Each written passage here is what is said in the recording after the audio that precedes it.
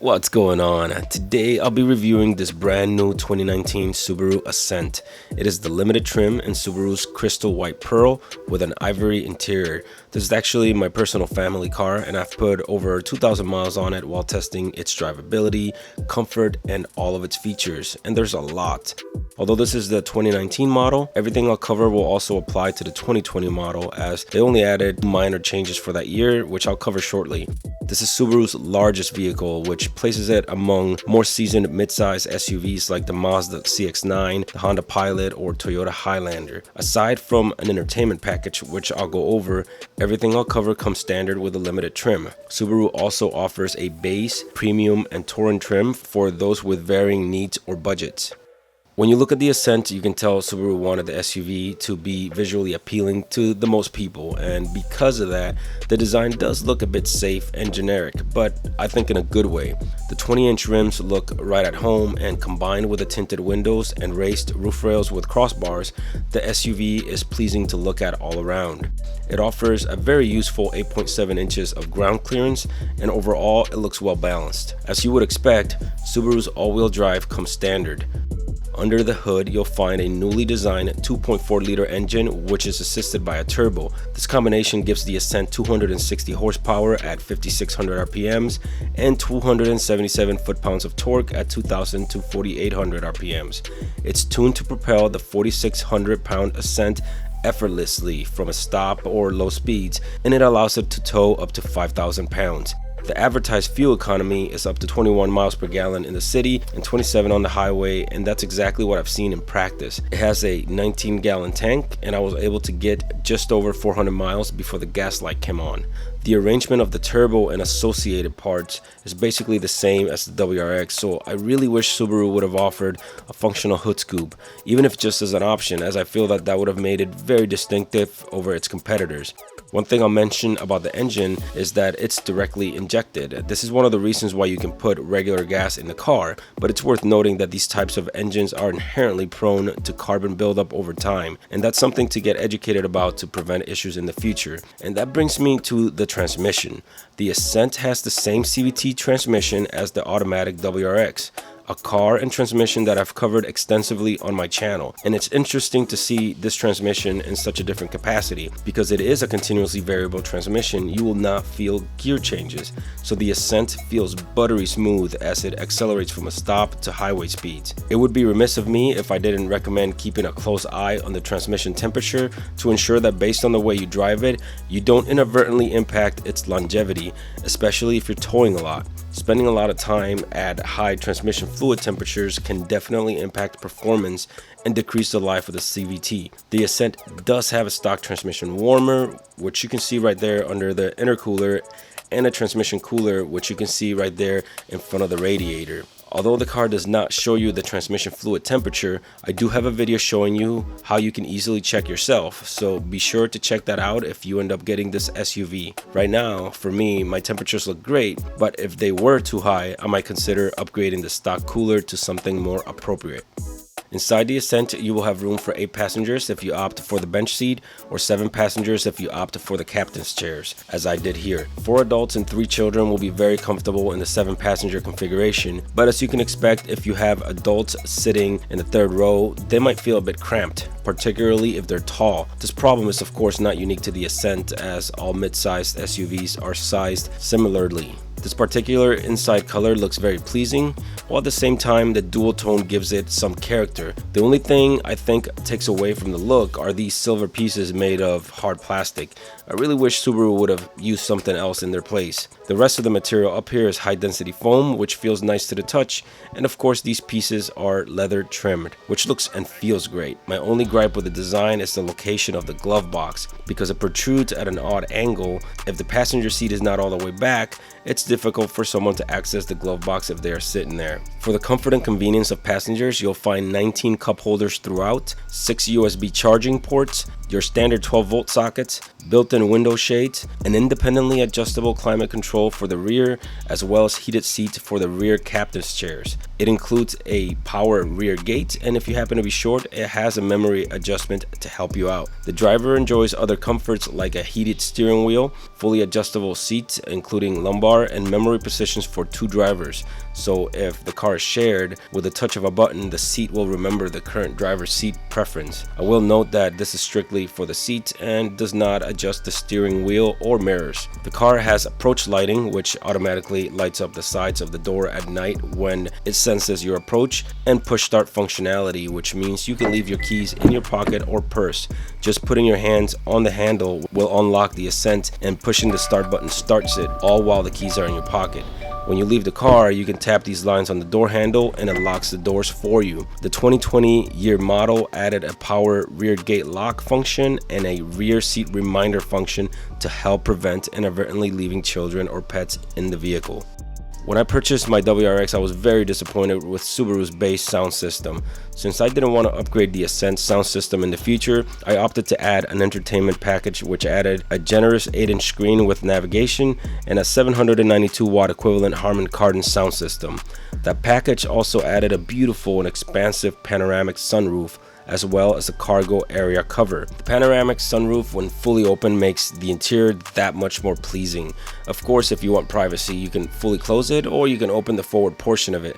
This will add more glass to clean, but I think it's well worth it. These are things which do not come standard with a Limited, but add considerably to the enjoyment of the car. I have a dedicated video reviewing the Harman Kardon sound system, so all I will say is that combined with how quiet the ride in the Ascent is, the sound system is enough to keep me happy, since I really do appreciate good sounding music. Thankfully, Android Auto and Apple CarPlay come standard in all trims, and you can expect all of the modern technologies like Bluetooth phone integration and USB playback. For those who like to keep it old school, it has a CD player and auxiliary port. All of this is integrated within Subaru's Starlink suite of onboard technology. I've never personally found much use for Starlink, especially since some of the features require a subscription, but I did opt for the remote services, particularly remote engine start. Through my phone, I can go above and beyond simply remote starting the Ascent, but I can also access all of the climate controls and set those to my preference. I can even turn on the heated seats and defroster remotely, and because it's all through GPS, there are no distance restrictions. I can go in and remotely locate the vehicle through GPS, lock or unlock the doors, and even activate the horns and lights. For the nominal fee, I think this is well worth getting, but if you're at the dealer and you get any sort of grief in the car buying process, see if they can include it for free as a goodwill gesture like I did. There is a very useful multi-function screen that can show you the time, fuel economy for your trip, stereo, GPS, current weather, a 3-segment display which can be configured in a variety of ways to show useful information, all-wheel drive status and tilt angle, and current Eyesight status. Which brings me to Eyesight, which comes standard with all trims. Eyesight is Subaru's term for its suite of autonomous driver assist features. It uses 2 stereo cameras to process traffic and road information and provides a long list of features. Some of my favorite and most useful are adaptive cruise control, which works like regular cruise control but is able to slow down the speed to keep pace with a vehicle in front of you. Lane keep assist, which prevents the car from departing the lane you are currently on by slightly moving the car in the opposite direction, and a pre-collision braking system which will apply the brakes for you to prevent a collision or minimize its impact if you fail to act in time. There are many more which I'll cover in detail in my standalone Eyesight review, so please check that out for more information. There are other very useful features that I really like high beam assist, which works with Eyesight to automatically switch high and low beams at night when the camera detects a car ahead. I was able to use that extensively on a recent road trip and it worked like a charm. Reverse automatic braking will apply the brakes for you if you're backing up at 5 miles per hour or less and are about to hit an obstacle. And one of my favorites is AVH, or automatic vehicle hold, which will hold the brakes for you after you come to a complete stop. This can have many uses, but it's especially useful in holding the car in place on slight grades so the car doesn't roll backwards when you let off the brake. To get going again, you simply hit the gas and AVH disengages and off you go. Another useful feature is lane change assist. It uses radar to detect vehicles traveling on the adjacent lanes and then lights up the side view mirrors to let you know it is not safe to change lanes. If you activate the turn signal, the light will blink rapidly to alert you. The tire pressure monitoring system goes beyond alerting you when a tire has lost pressure by actually telling you the individual pressure of each tire. The car has a couple of drive modes I will talk about in a second, but I want to mention X mode, which is a dedicated mode for off-roading. If you find yourself off the beaten path in an off-road scenario, X mode remaps the throttle to focus on controlling torque. All of the normal vehicle dynamics controls and all-wheel drive features become much more responsive, sending power or removing power from individual wheels as necessary. It also has hill descent control, which literally drives the car for you when going down steep hills at very low speeds, of course. This will help you retain control and better focus on steering. There's a difference between an all-wheel drive system and a four-wheel drive system, and that distinction makes the Ascent less suitable for hardcore off-roading, but it definitely holds its own if you know its limitations. So now that we know everything that the Ascent has to offer, how does it all hold up in practice? After a month or so of ownership and putting 2,200 miles, including a 16-hour trip, I can say that I am very pleased, and as of right now, the car leaves very little to be desired. One of the first things that might surprise you a little bit is how light the Ascent feels on its feet, so to speak. It has a 4-cylinder engine, 2.4-liter 4-cylinder engine, but it doesn't feel that way. It's very quick, it has tons of torque. I had the base Ascent as a loaner while I waited for mine to be delivered, and that week that I had the base Ascent, I really put it through the paces and I beat on it quite a bit, and it definitely holds its own. You could be forgiven for thinking that it has a 6-cylinder engine. I can't really speak to when you have a full load as in towing, because I don't tow anything, but I have had a full car including luggage on a long trip, and it's more than adequate for situations like that. Say what you say about a CVT transmission in a heavy SUV like the Ascent, just like going in the WRX initially, I was very apprehensive, and I got in and I'm like, wow, this is quite something.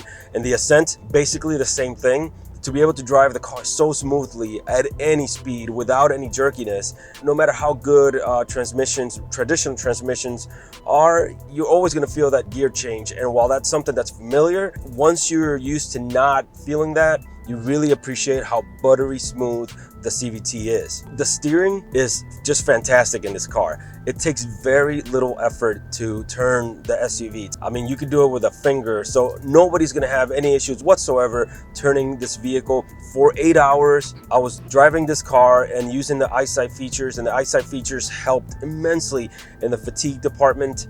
Not only that, but the cabin noise is very, very subdued. Driving across different road types, the noise level in the Ascent is more than acceptable. And I mean, it's not a luxury SUV, and I think most people are going to be pretty happy with how little cabin noise there is in here. The brakes on the Ascent are more than enough for everyday driving. Unfortunately, I got the chance to try out that pre-collision braking. Let me tell you, the car does stop when it needs to stop, and I'll save that story for my Eyesight review video, but the brakes are more than adequate. The suspension, I feel it's right in the middle. It's firm enough to give you somewhat of a sporty feel, and it has enough give so that when you're going over potholes or when you're off-road, that it's, you know, comfortable. I think the balance is struck very well, combined with the steering, combined with the torque. It makes for a very pleasant driving experience. In my 8-hour drive to New London from Buffalo, New York, I felt just really no fatigue. 8 hours, I got there, and at no point did I say, man, I'm tired, I need to get out of the car.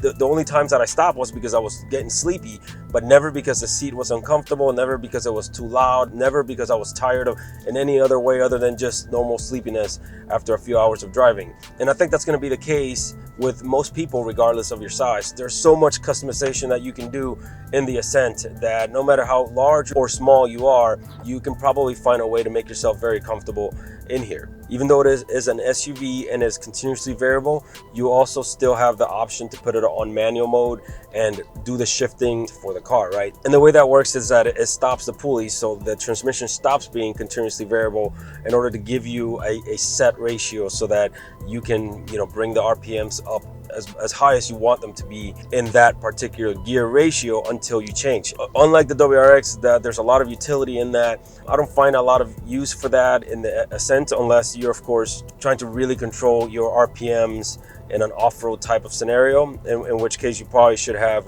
X mode on. Where I do find it useful is if you need to pass, say you need to overtake somebody on the highway. It's a heavier vehicle, so you know, even though it is light on its feet, it does help quite a bit if you put it on a lower gear to help it out. And because the manual mode can also be used on demand, well, all you have to do is, without putting the car on manual mode, you just tap on your left paddle shifter and it's going to bring you to a lower gear. And because the gears are so close together, you can tap on it twice and it might give you enough RPMs to propel the Ascent. It looks like this. You can see how the RPMs went up, and then I can hit the gas and it kind of gets going. Again, this is the Subaru Ascent limited trim, and I did add that entertainment package. So as I reviewed it today, I really have absolutely no regrets. So for being Subaru's first offering in the midsize SUV department, I think they did a great job and I am very happy with my purchase. One thing I can't speak to, of course, is the longevity of the engine or the transmission. The transmission, of course, is the same transmission that's in the automatic WRX, which I have a lot of videos about on my channel, but the engine is a new engine, and that combination, of course, is untried. It's a new vehicle, so the years might tell, but I do know enough about it to know what to do to protect the transmission and the directly injected engine. If you made it to the end, I thank you very much for watching. Please give it a like if the video is useful to you and consider subscribing. Until next video, take care.